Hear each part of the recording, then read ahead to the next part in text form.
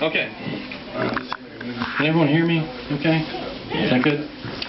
Alright, well, my name is Daniel McGlaughlin, as Adam Mayor pointed out. I am a teacher at Dobbins. I'm also an actor. And it's lovely to be here with the Poetic Arts Performance Project. Woo! Yes! Yes, sir! Yes, give up. Give it up. Big up yourself. Big up. Woo! Nice to see people doing things like this. Okay, when Adam asked me to present something to you folks tonight, I took this very seriously. So in lieu of doing some stand-up comedy, or, speaking of stand-up comedy, 12 steps down.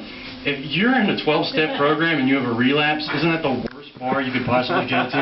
Or the best. I'm in a 12-step program, I just went to 12 steps down. No, I'm going to talk to you about something very serious tonight.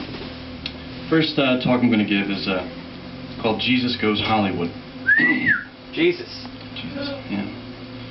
Considering the success of Mel Gibson's biblical epic, The Passion of the Christ, a number of major studios have been scrambling to produce their very own religious-themed pictures. Jesus is very in, said Jerry Talent. He's a high-end producer backed by MGM Studios. The Bible is hot, and God is very right now. Here are a few of the most hotly anticipated releases. Jerry Bruckheimer's David and Goliath, The Reckoning.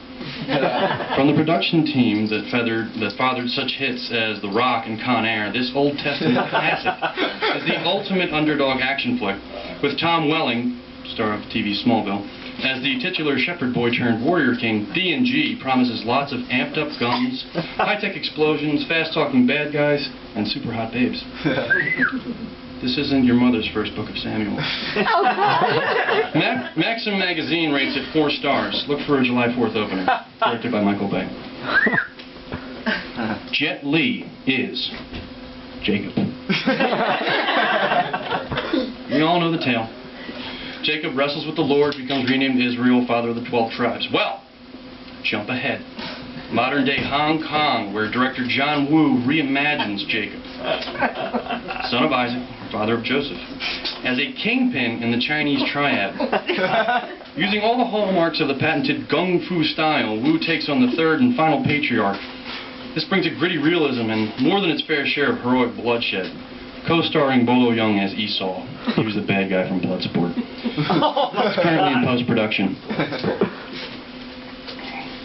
Unlucky Lot.